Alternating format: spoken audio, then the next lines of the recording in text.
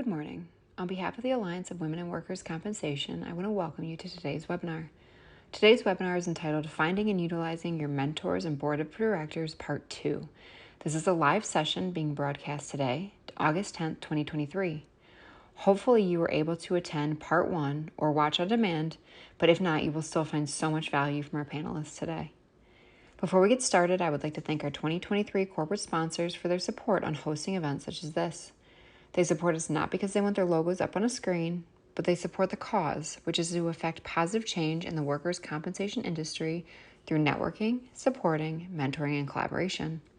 The Alliance is inclusive of all professionals in workers' compensation, regardless of career stage, with the belief that we can all learn from and support each other. Our theme this year is Together Towards Tomorrow. Please be sure to head to the Alliance website for all upcoming events. We are excited to be hosting webinars, collaboration sessions, and in-person events throughout the year. Be sure to check back on our website for all registration details. And if you cannot make one of our virtual or in-person events, don't worry. All events will be recorded and on demand for our followers. Our Q3 book club is in full swing with 2 books, Braving the Wilderness, The Quest for True Belonging and the Courage to Stand Alone by Brene Brown, and Lean In, Women, Work, and the Will to Lead by Sheryl Sandberg. Head to our website for more details and join the discussion. The Alliance grew so much last year as we launched several new chapters. Please be sure to connect with your local ambassador for all upcoming events in your area. Change is preceded by trust.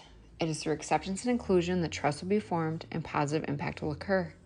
The Alliance is committed to creating a safe space in the workers' compensation industry for women of diverse backgrounds and experiences through a shared culture that integrates various perspectives. This is who we are and who we will be. The time to do better and be better is now. The Alliance understands that diversity is a journey that will take time to make meaningful changes to our organization, its followers, and supporters. We'll be intentional in making progress along our key pillars of change. Turning to today's webinar. Backed by popular demand, the Alliance is presenting a second part to April 6, 2023's webinar about mentors and board of directors. Join our panelists as they continue the conversation about the best ways to utilize your support system and your mentors, what situations are best to use your mentors, and ways to make your relationships with your mentors, mentees, and board of directors thrive. Our panelists today are industry leaders with much experience to help drive this topic. They are Mallory Lamb, Director of Account Management at Paradigm, Allison Scardino, SVP of Sales at Allied Universal Compliance and Investigations, and Kathy Tazic, Managing Director at Sedgwick. As this is a live session, please comment and ask questions using the chat feature on your screen. Several questions for today's session were actually questions that were asked during Part 1, so we do find all questions and feedback valuable. Our panelists are happy to engage and answer questions, and we love seeing our members interact during these sessions. Thank you for your time you're spending with us today, and we truly hope you enjoy this webinar. Hi, good morning, everyone, and thank you for joining today's webinar, Finding and Utilizing Your Board of Directors and Mentors, Part 2. My name is Allie Bramshart, and I will be moderating the session today. I'd like to thank everyone who was able to attend the first session a few months back. We had such great engagement. It is the reason we decided to have another session on this very topic. As just mentioned, all of today's questions were taken directly from you, our mentors. They were grabbed right from the chat box. So again, thank you for your participation, and I'm really hoping to have another interactive discussion today.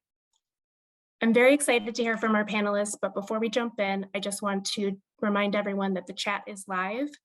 So please type your questions and comments in the chat box, and we'll get to them throughout the session. Okay, let's get started with some introductions. Who you are, your background, and why this topic is important to you. Allison, would you like to start? Sure. Good morning, everybody. So my name is Allison Scardino, and I am coming to you today from Little Okauchee, Wisconsin. My background in the workers' compensation industry is now spanning about 25 years, where I first started off on the technical claims side, worked as an adjuster, worked my way up to a claims consultant, and then switched over to the sales side, where I've been for the last, roughly 14, 15 years. The topic of mentoring and a personal board of directors is something that is very near and dear to my heart, because I know that without having that component in my world, I never would have gotten to the place that I am today. So I'm really looking forward to talking with both Kathy and Mallory about our own personal experiences with mentoring and with our personal board of directors. Great. Thanks, Allison. Kathy, would you like to go next? Sure. Good morning, everyone. I'm Kathy Tazic. I have been in the workers' compensation industry for approximately 35 years. 32 of those years have been spent at Sedgwick.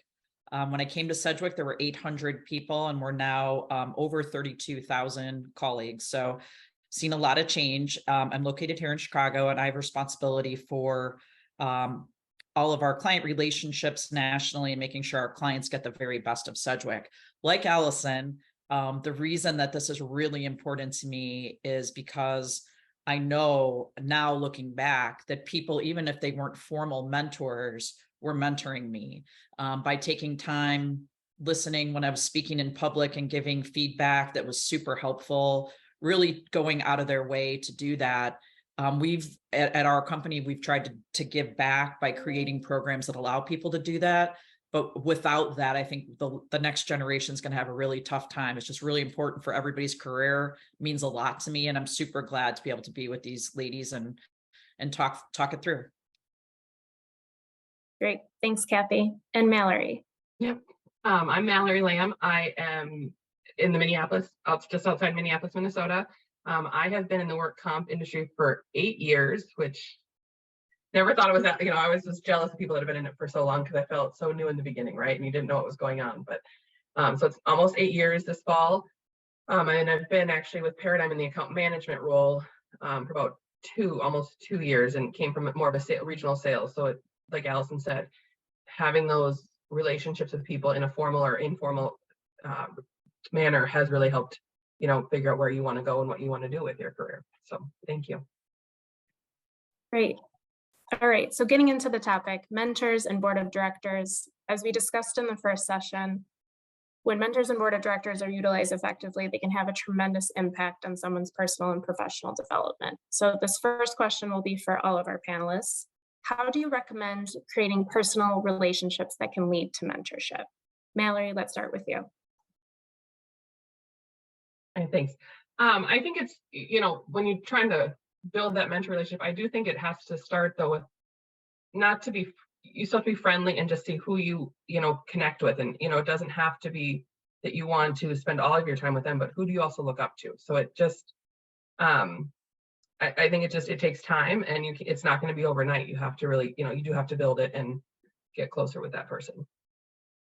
Yeah, it's absolutely something that has to be cultivated. I agree. Allison, how about you? I would agree with Mallory. When I think about mentors or board of directors, a lot of that is just very organic. It's people that you do have commonalities with. It's people that you have similar personalities with, that you think, like, I really feel like I can identify with them and what they bring to the table, whether it's someone that we're looking up to, or it's someone that, wants to work with us in a, mentor-mentee relationship. So it is something, in my opinion, that's a very organic, starts with a friendship. I'm not this is just me personally, I don't think it has to be a very formal, mentee-mentor relationship. It can be something that's more casual, but again, that casual nature is born out of commonalities and friendships. Great. And Kathy, how about you? Yeah, I think what everyone's talking about here is being intentional with it. And I think that that's really a point I would like to make. I think people that are here are obviously aware that it's needed. So you're thinking about it. And I think in your interactions, both personally and professionally, thinking about all of those relationships in that way, you can always learn from other people. I really agree with Allison. Most of the successful relationships I've had and continue to have happened on accident. You meet someone, you connect, or they see a potential in you, or you see a potential in them. And I think that's probably the most important thing. So it's to be intentional about it, and also make it a priority, because it is, and ask for the feedback. I think one of the other things that people forget to do is ask, what do you think I could learn? What do you think I could get better at? You know, how did I do here today? That's a generational thing, I know, but it's an important thing is to make sure that you ask for the feedback. And Yeah, oh, go ahead. I was going to say, I think that's a really important component that Kathy had just brought up. You know, the asking for feedback, that is something that's tricky right now, because depending upon the generation that you are within, some people are really good about asking for feedback, and they truly want the feedback, and they want to learn and grow and be the best version of themselves that they can be and contribute to the group in the best capacity possible. But there are other generations that don't necessarily ask for that feedback, and it might be a little tricky if they truly want it. I mean, we are dealing with all sorts of different individuals in the workplace, and diversity is what makes the world go round. But if that is something that is important to you, I agree with Kathy. I would absolutely engage in those discussions and ask for that feedback, because you might not always just get it offered to you because people are being cognizant of what's going to be well received or not. Yeah, and just to piggyback on that, I completely agree. I think the mentee is the one that needs to drive the relationship and take ownership of the process. Obviously, mentorship can be a two-way street. Everyone's learning from each other, but the mentee is the one that's there to learn and really drive the process and ask for feedback. So I think that's a great call out. Sticking with you, Kathy, what do you think some key questions or topics are that you would recommend to bring to your first meeting with a mentor?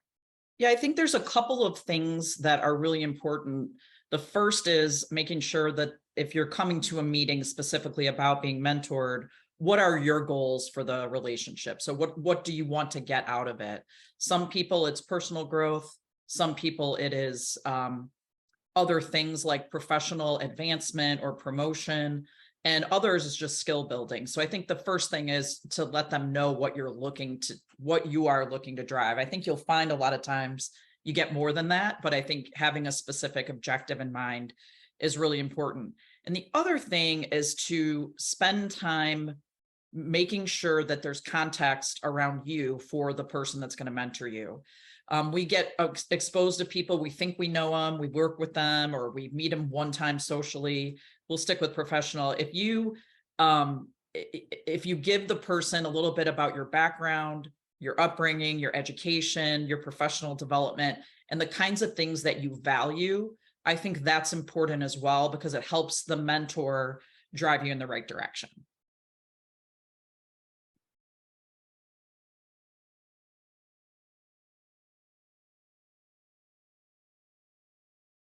You frozen?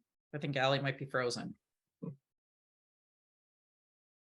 There she is. There she goes. I think you're back. Are you back, Allie? Yeah.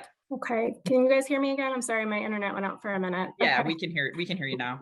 Okay, hopefully there wasn't too much dead air. No, it was fine. All right, so Allison, you had such a great example in the last session on how you recently utilized your own personal board of directors. So this two-part question is for you. When is a board of directors needed, and how do you go about pulling such a group together? Absolutely. So for those of you that were not on our first session, what I had talked about back in April was that I had decided to make a very significant career change after being with an organization for 11 years. And I think we all can understand that that's a very challenging situation. It's, you know, you are excited to take on something more, you want to do something bigger and better, but there also is, you know, the devil that you know versus the devil you don't know. So you are risking some things for hopefully some reward and what you want to get out of it personally and professionally. So I took a different job as a senior vice president at Allied Universal in April of this year, after being at ExamWorks for 11 years and working with just an amazing dynamic team. Once upon a time included Mallory, which was so having to make a decision like that is not something that I take lightly. And so I look to my own personal board of directors for a lot of guidance and, you know, expertise and their knowledge. And when I think about my board of directors, these are individuals that, you know, I mean, think about it just like in a corporate setting or in a philanthropic setting. You know, the purpose of a board of directors is to help advance that, you know, that organization, whatever cause it is, help to advance it, help to make it be successful. Think about the financial sides of it. It's a very strategic sort of a setup, a board of directors. And so personally, putting that together for myself, those are the kind of, the people that I would look at were the people that I knew me. They knew what I wanted to accomplish both professionally and personally, but they also knew me well enough to know the things that I probably would not like, but maybe I wasn't fully recognizing them or diving deep into them because I was, excited about, potentially doing this or potentially doing that. The board of directors is someone that can really ask you those questions and make you think about the pros, the cons, the in between, and help you through that process. In board of directors, I think a really important thing about that, these are not necessarily all individuals that are within our work comp industry, right? So a lot of people, in their board of directors, often it's their mother. Their mom is one of them. You bounce everything off of mom. You have, maybe some very good friends that might be outside of the industry, but again, they know you and they know what your goals and expectations are. And then you also might have individuals that are within the industry that understand the specific components and the moving dynamics and all of those different things. And the other thing I will say is that on my personal board of directors, I have people that are younger than me, for certain. So this is not always about people that are a little more senior in their career than you. Board of directors can be a much more diverse group of individuals, but the point is they know you, they're going to challenge you, and they want to help you succeed and do what's best for you. Great. Yeah, an outside perspective is always good. I mean, people within the industry have, unique knowledge, but sometimes you need a different viewpoint when you're looking for advice. So adding on to that, maybe it's a three-part question. I lied. I have one more for you, Allison. What advice do you have on how to best utilize your board of directors for the first time? So you have this group together and, with your example, when you're making this big change, how do you best utilize or approach them for the first time?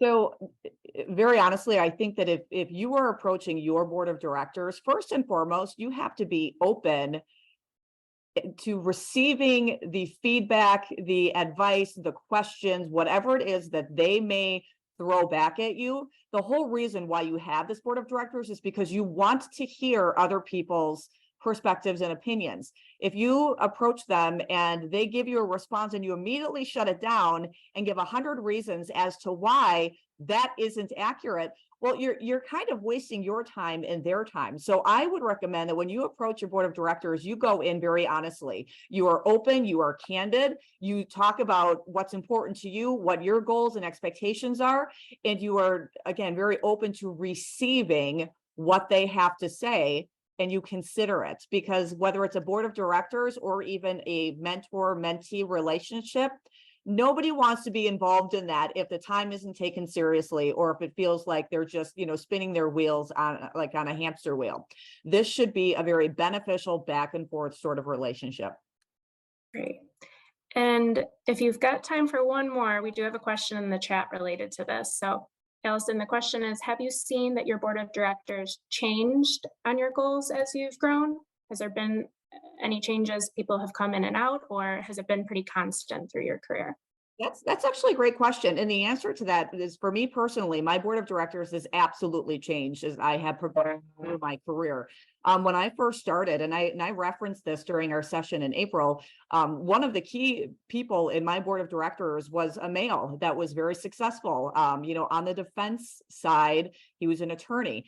And I was very young, first job out of college. I was a claims adjuster, and he handled a lot of my defense work on these files. He was instrumental, but then the more that I grew and I developed on my own, and I was able to be in the presence of a lot of extremely powerful women, I will say that it kind of shifted a bit. And not that he didn't help me, he helped me tremendously. But as time went on, I think I just tended to identify with some other individuals a little bit more at a little more of a succinct sort of a connection. And so, yes, it definitely has evolved. I will tell you, I do have some people, though. I've got a couple that have been on there from day one. So, I do think that's important. These people have to know you. They have to know you, and they have to know how you think in order to challenge you. Great.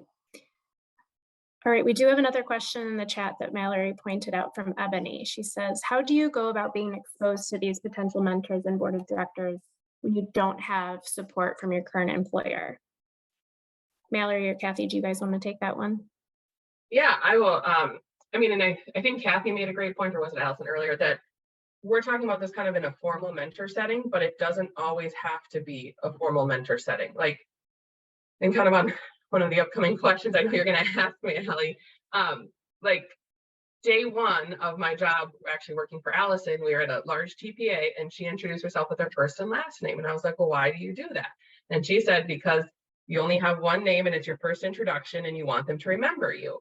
I was like, oh, well, kind of thinking like, my name's Mallory. There aren't a ton of Mallorys in the industry, but it was still a great reminder of put your best foot forward, and then people, you know, tell them it's Mallory Lamb, tell them that's your name so you know it. But it's like, that has stuck with me, that you would, you know, maybe put in a mentorship bucket kind of. But at that time, it was just a brand new job. It was something that has stuck with me. And when I don't say Mallory Lamb meeting somebody new, I'm always like, oh, I should have said that. And I think of Allison, you know, so it doesn't always have to be formal, but it's getting, you know, and I think Kimberly George just mentioned going to the Alliance events, you know, anything in your industry that you can get to. And you can't get to everyone, but if there is a live in-person happy hour, or it's an event like this, you know, look at some of the names. You know, we have LinkedIn, see if they're LinkedIn, send them a message. You know, there's so many opportunities out there, especially with social media and in the work professional industry, like, but it takes work. It's not easy. And, you know, some employers are great at it. And where I went to college, they send alumni out, they send an email out every fall saying, do you want to be a mentor? Do you want to be a mentee? You can sign up for it that way. So that's something, so it's out of the industry. But I did that one year, and that woman really helped me figure out what I wanted to do, and actually then ended up fully in the work comp industry, coming from a DME company. But there's a ton of resources out there. It just sometimes takes time to search for it and look for it. So two parts to that question I kind of, but there you go, Ellie. Yeah, absolutely. Great. Thanks, Mallory. Kathy, anything you'd like to add on recommendations in this situation where maybe you don't feel like you have the best support from your current employer? And yeah, and that does happen depending on where you work and where you sit in the company. I think that even if you don't have support inside your company, there are sometimes individuals inside your company you can get to know and support. But also, in addition to sort of what Mallory said, I think looking inside your community is important as well. For example, I volunteer at a food pantry, and I've met people there who I never thought would be part of my board of directors, but some of them are, you know, and I think so maybe getting some diversity too in your interests can lead you down a path you didn't know. And for somebody who's not getting support inside their company, I think places like the Alliance, I think it's in the chat, is really a great place to start, because the purpose is to raise up people and support them and mentor them. So starting there, but other industry associations as well, locally, and I think outside the work comp community is also. Yeah, absolutely. And Mallory, you did touch on the next two questions that I had for you on how long someone should wait to find a mentor when they're new to a company. And then I think we just covered the benefits of having mentors inside and outside the organization. Is there anything else you'd like to add there? Yeah, and I think, you know, as Allison and Kathy both said, you know, it is an organic process. I don't think it's ever too early to start. You know, usually when you start a new job, you're having all these one-on-ones or meeting a bunch of people. You know, you maybe start keeping a running tally of, oh, I like this person, or this person seems like it could be a good fit for me. You know, it doesn't have to be day one, but at the same time, you know, be patient and give yourself time as well, because if it is a totally new job with new systems, there's a lot going on, and maybe wait 6 months if you're doing something formal to reach out to someone or whatever you feel ready. It doesn't have to be, oh, I started this company last week, I need a mentor within the company, because I do think you just meet so many people, and it has to be an organic thing that you figure out. Absolutely. There's no one size fits all or one specific track for this process. It's different for everybody, but I think we all agree that there's a level of comfortability that needs to exist in order for the relationship to really be successful, which actually is a great segue to this next question. Allison and Kathy, this one will be for both of you. What advice do you have on being vulnerable in a mentor relationship? Specifically, how do you build trust and create safe space to be vulnerable with a mentor? Allison, I'll start with you. So I think that's a great question. And that's something that I have personally, I will say I've struggled with that in the past as I've been, more junior in my career, and the older that I get, the more vulnerable I am. And I would encourage everybody to truly be open and be vulnerable, because the only way that you are going to be able to receive and grow and be challenged, if you are very open and honest about your insecurities or your fears or what is important to you or what is scary to you, and all of these different things that make us humans. That's what makes us unique. And so for your mentor or your board of directors to be able to work with you and really be able to assist you, you've got to be open. I used to, and anybody that has worked with me knows this, I used to be very, very tight-lipped about, my personal life and what I've done and where I'm going and who I'm friends with and all of those things. But not only the positive things, but also, like what has made me, why am I the person that I am today?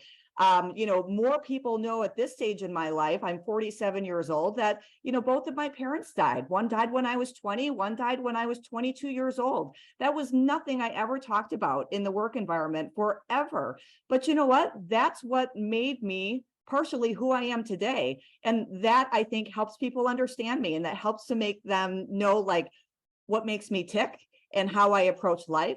But those are good vulnerabilities. And so certainly you have a death of a parent or a spouse or anything like that happens in your life, it's going to change you. And you're going to have all sorts of effects from that. But that's all part of just being open and honest to get the most out of your mentor, board of directors relationship. I really appreciate you sharing that with us, because I agree, those certain defining moments in our lives, people can relate to. I'm sure there are people out there right now that have had similar experiences, and that's how we bond and build trust. And you have to be vulnerable and be willing to share that information. So thanks for sharing that, Allison.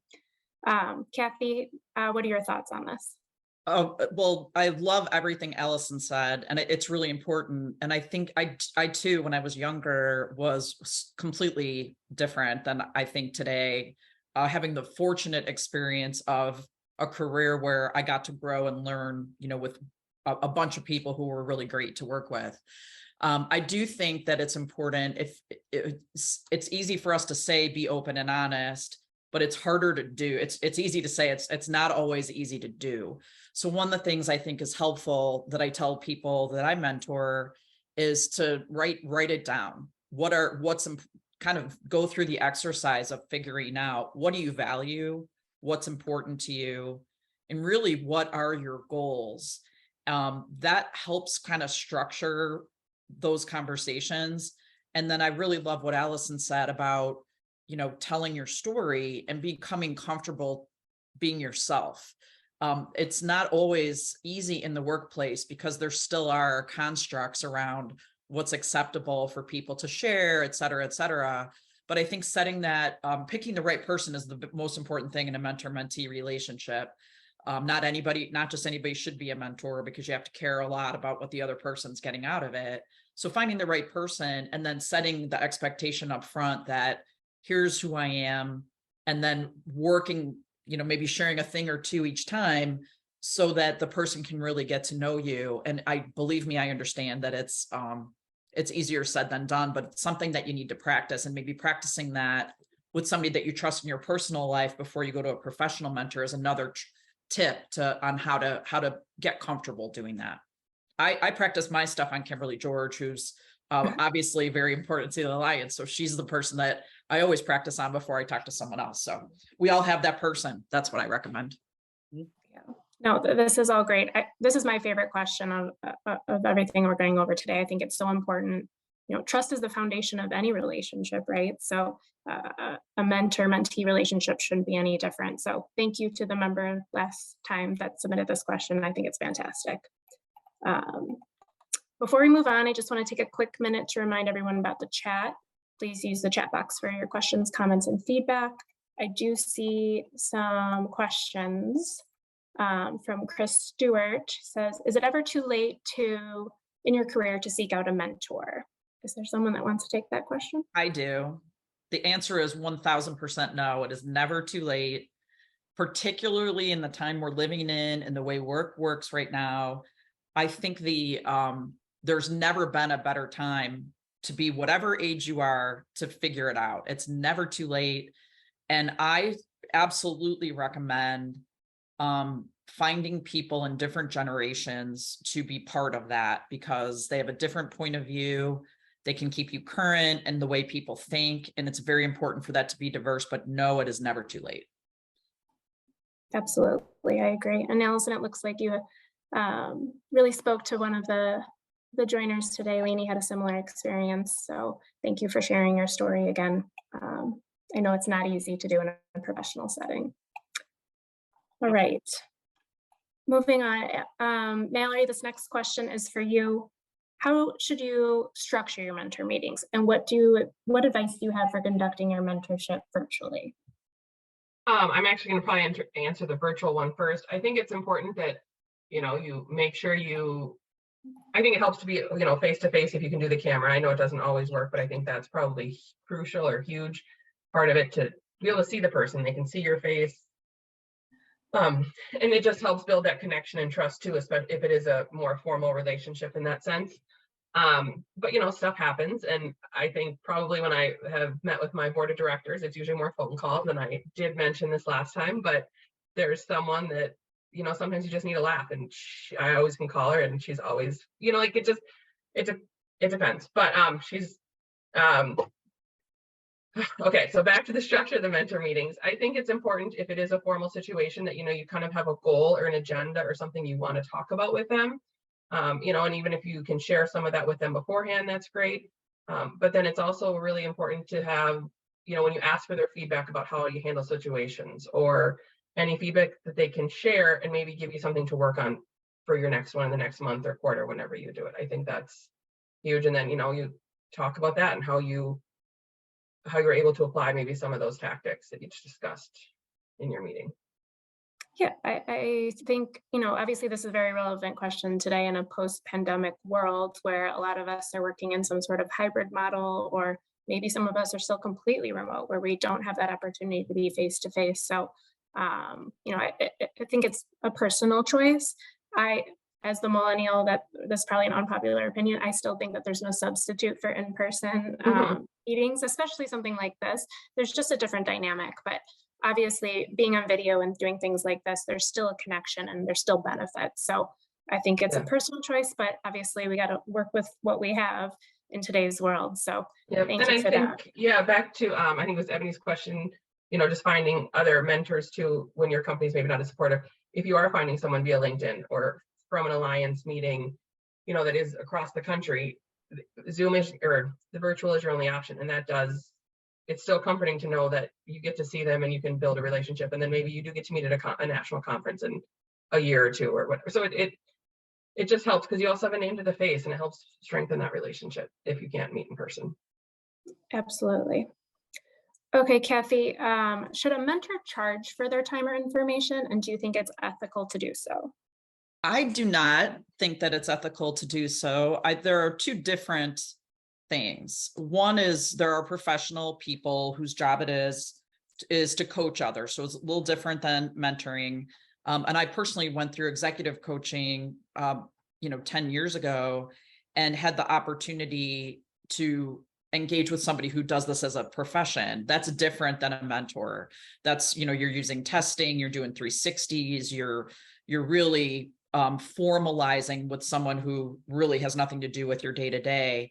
I think that's different, but no, I don't think that by nature, mentoring should not be something that's a pay for play. Absolutely. Just a couple more questions here. Allison, how many mentors are too many, and how big should your board of directors be? Oh my. So I think that can really vary. Board of directors, for me personally, I have 5 individuals that I go to quite frequently. And again, some are outside the industry, some are within, some are a little younger than me, some are much more senior in their career. For me, that works out really well. And I like the 5 because not necessarily because I need like a, well, you know, 3 say this and 2 say this, so that's a direction I'm going to go. I just, for me, it's a number that works really well because it's enough interaction and people that care about me personally and what's going to happen, that it's beneficial. For a mentor-mentee relationship, if you're going to be doing something that's fairly formal, very honestly, I would suggest just having one mentor, but that's my opinion on that. If you have like a structured relationship with them where they know that they are your mentor and you are their mentee, it is meant to be a close bonded relationship. Board of directors is a little bit larger. That's a little bit of a different angle, but a mentor mentee, typically when you hear people talk about, you know, she is my mentor or he is my mentor, it is one individual that they have in their lives that fills that role. And the other thing that I would say, I was going to actually add this before when we were talking about, you know, how do you set up even meeting with your mentor? This is part and parcel to that. If you have too many mentors, you're not going to be able to meet with them in the capacity that you want to. They are busy and you are busy. And part of what this relationship consists of, like Kathy said, it's the goals for the mentee. What would you like to accomplish? And then in addition to the goals, it's the expectations of time. How much time do you want your mentor to give you? Is it on a monthly basis? Is it, you know, every 3 months? You know, is it every single week? And whatever that period of time is that you define upfront with your mentor, so everybody understands what the goals are, the time expectations, where this is headed. You need to then, as the mentee, make sure that you follow up on that you are there when you say you're going to be there, that you respect the time of your mentor, and it's not like a last minute cancellation. So kind of a long answer is that I think if you've got too many mentors, that's going to get very cloudy and it's going to be very complicated. So I would recommend having one, you know, maybe 2, and then otherwise focus on your board of directors, which can certainly be larger. Allison, I just want to add one thing to that, Allie, that I agree in a formal sense, but not to forget that people are informally, you should be having a bunch of informal mentors all the time. And I saw in the chat, people are talking about this, that you could be focusing on one thing and somebody could be helping you learn that. And you might meet somebody at an alliance event who you think would be a good somebody to teach you something else. So those, I think we should always be thinking about learning from the people that we meet. So even if you have one that's formal, you could have 10 that are informal, depending on where you're at. Yeah, I think that both answers are great. You know, when I read the question, I'm like, is there a right answer here? There's no magic number, but I do think that quality over quantity is something to strive for, whether it's a, you know, formal or informal relationship. So I think we're all in agreement there. Well, and to consider just real quick on that topic is that, you know, as Kathy said, like you have formal mentors where it's typically just a one-on-one, like you've got your mentor, you have informal situations, but then let's not confuse that from people that are just kind of in your world that you look up to and that you can respect and you learn from. Like I learned this and I learned that and I took that away from that person. Those are all things that help to shape you. I have a funny story. I remember that the first time that I was actually on a board of directors in a professional environment, like Kathy, it was actually also for like a food bank that had like a goodwill component to it as well, like clothing and all of that. And I was maybe 27, I want to say, and I went to these board meetings, and the woman that was running the board, the president at the time, this was my first exposure, the meeting started at 8 a.m. It legitimately started at 8 a.m. every single meeting. And at first I was like, whoa, okay, so if you are like 3 minutes late, you are late. And the answer is yes, you are late. Because this is a board and it's comprised of professional individuals and everybody is very, very busy. And we start at 8 and then the meeting concludes at 9:30. And that was something that stuck with me for the last 20 years. You know, try to start on time, but that it wouldn't have occurred to me because I would not have been in this woman's presence because she's outside the industry. But that's something that's similar to the story that Mallory told. I can look at that and take that away for the rest of my life. Now, is she a mentor anymore? No. Is she on my board of directors? No. But it is something that I'm able to look at that and learn from. And I think it's made me a better person. Someone in the chat, Allison, just said 10 minutes early is on time. So I've heard the phrase, if you're on time, you're late. So it's always a good rule of thumb. So good call out there. All right, Mallory and Kathy, this next question will be for both of you.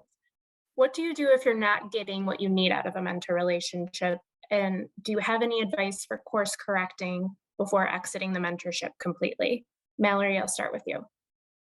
Yeah, I think it goes again to what we talked about, being honest and vulnerable and telling them what you need. And, there's an appropriate way to do it without being rude, which at this point, if you're in that formal relationship with your mentor, I think that it should be maybe not easy, but it kind of would be part of the natural conversation. And I'm going to let Kathy answer that, how to course correct it. I'm going to let her answer that part. Yeah, I think course correcting before you exit it's a very interesting way to put it. And we all have, just like any human relationship, that's never a straight line. There's always ups and downs because we're all human beings. So a lot of times in those situations, the mentor won't realize that you're not getting what you need. And if not, I think the easiest thing to do to course correct is just to say, when we started talking, I had this goal. I don't feel like I'm getting there. Can we maybe take a different approach in our relationship? Because I really want to make sure I'm concentrating on this. Making it about the goal, not the individual, I think is probably the easiest way to get to course correct. There's other ways too, but I think making it focused on what you need is the way to course correct before you exit.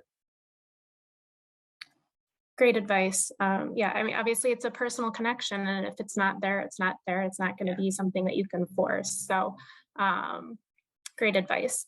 Allison, when should you exit a mentor relationship, or how can you tell if it's run its course? I think that's going to vary for every single mentor-mentee relationship. When it's run its course, perhaps when you as the mentee feel like you are no longer taking away as much from your mentor as you once were, and that's okay. That's kind of the point of these mentor-mentee relationships. They are designed to elevate you as an individual, both professionally and personally, and enrich your life and help you, further your success and a million different positive things. But that may start to kind of go the way of the dinosaur once you as an individual continue to mature and have success and progress within your life. So if you feel like you're just simply not taking away as much, trust me when I tell you, your mentor will appreciate you backing away from the relationship as long as you do it professionally and respectfully, because they are very, very busy. And they might look at it like, job well done on my part. I'm so pleased that I was able to invest some time and to help this individual get what they want out of life, that now they feel like they have spread their wings and they can fly. And now they may become a mentor. And so then that's going to free your mentor up to potentially mentor someone else. So I think it's just when you determine that you're not really taking away as much, and maybe it just becomes more like a friendship where you're just kind of like bantering back and forth, but you're not necessarily, learning a ton at that juncture. I think that's a great call out, because when I read the question, it seemed like exiting a mentor relationship was a negative thing, like it wasn't working out. But I like the positive spin that, maybe you've reached a point where you've reached your goals with the mentor and it's time to move on. So it doesn't necessarily have to be that the relationship isn't working out and it's a negative thing. So I appreciate that positive spin on that. Well, exactly. And the other thing is, these mentor-mentee relationships, they can be lifelong as well. You can be, sitting on your front porch in a rocking chair, reading a book when you're 80 years old, and you're still, talking with your mentor just about life, because life continues to change and evolve. And there's all sorts of things that are thrown at you that you never, ever, ever could have imagined. And so mentors are there for a lot of different reasons. So you might have a mentor for, a few years, maybe 15 years, maybe 20, you might have them for a lifetime. There's no right or wrong answer. Great. All right. Finally, to close out, the last question will be for all of you. How do you create exposure for yourself to meet people within the industry? You all are obviously very well-connected women in the work comp space. So what tips and tricks do you have for our members who are looking for more visibility? Mallory, would you like to start? Yeah, I think if you don't always have the opportunity to go to a national event, just even going to your local one, and it might be, you might have been having a bad day, or like Minnesota has a pretty big, well-attended, symposium in the spring.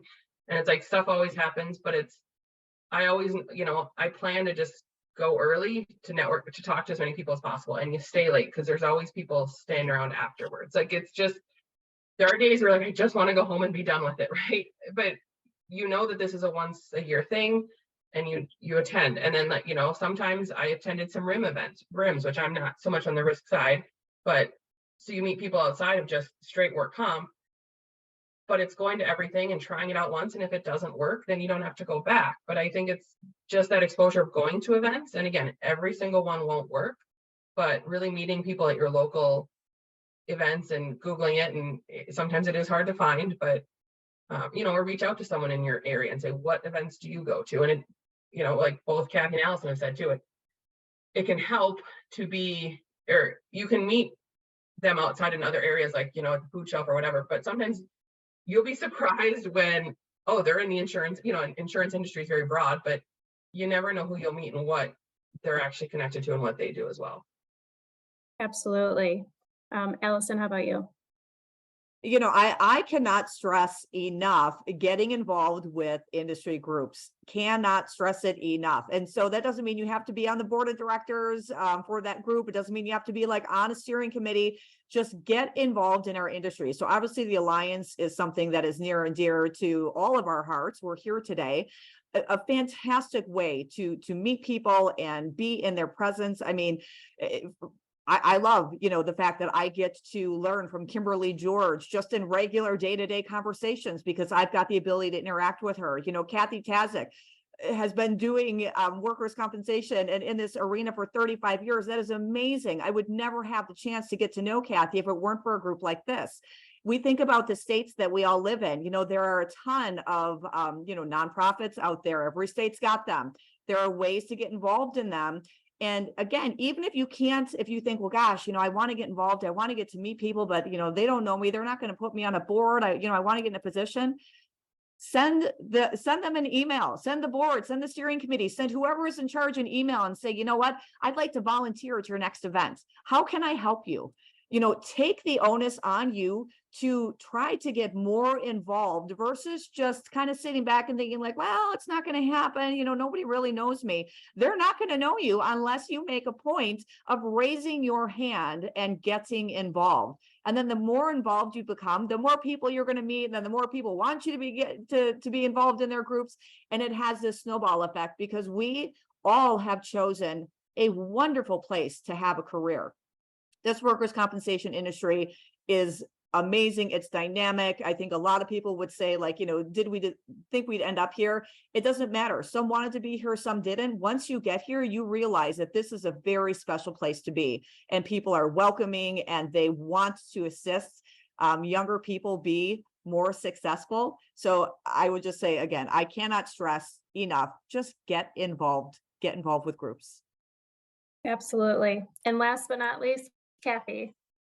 I'm going to take a little bit of a different approach on this. Exposure is one of the biggest gifts I ever received in my professional life. I mentioned when we first webinar, when I started, there was a small company and you could get exposure to every area of it because there weren't that many people. So people did multiple jobs. Depending on where you sit in the industry, the first thing I would say is to ask at your current job. So ask for exposure. Can I sit in on a meeting about a different department, or can I sit in on a meeting with a customer? If you're not customer facing and you're thinking about that, it's important to know all different aspects of the industry. So can you ask to be part of that? And I think you'll find that asking will result in that exposure. A lot of people don't ask, they assume. And the thing I tell people all the time is no one cares more about your career than you do. So you should not expect the company to make that exposure for you. So I think asking people, I love when people say, hey, can I go with you the next time you go to a customer or whatnot?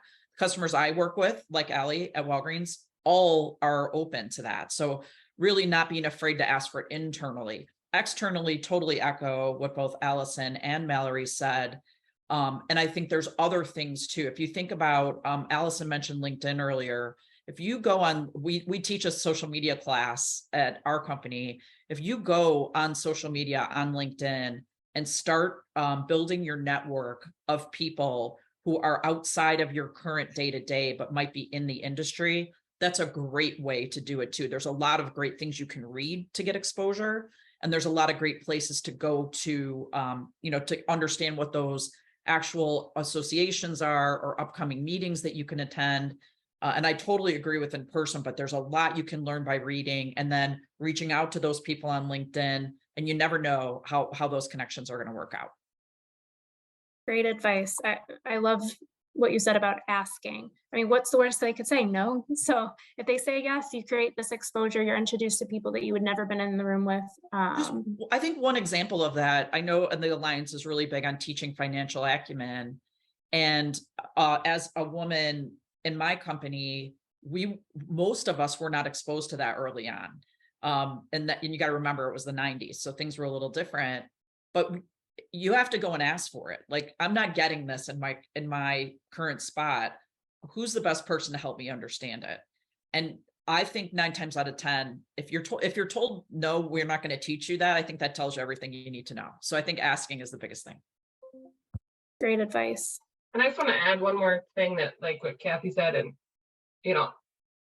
in past roles, I was a regional sales, and I would see adjusters sending referrals, and, sometimes it'd just be nice to reach out on LinkedIn. And I was shocked how many people don't even have LinkedIn and profile accounts in the industry. A lot of people have, executives have these great profiles and they're posting things that are super beneficial, but I was surprised how many people still don't have them in the industry, which is also, you can meet a ton of people and you can be connected to them. And then when you see them at an event or something, you're like, oh, I already kind of know your face. It's not total, it's not as scary and overwhelming, but. Yeah, we live in a social media world these days. So why not utilize the resource we have to help us professionally and make sure that we have the LinkedIn profile updated and that we're connecting with the people that we need to, because it is a fantastic network and a great way to gain exposure. I will also add that the Alliance is hosting several sessions at the upcoming WCI conference in Orlando in a few weeks. So if any of our members are planning to attend, it's a great opportunity to create visibility, exposure, and network. Just a little shameless plug for the Alliance. I do want to thank all of our panelists today for this fantastic discussion. I know I have learned a lot, and I really appreciate your insight into this extremely important topic. I'd also like to thank everyone for joining virtually. The session was recorded and will be posted to the Alliance website. Thank you and have a great day.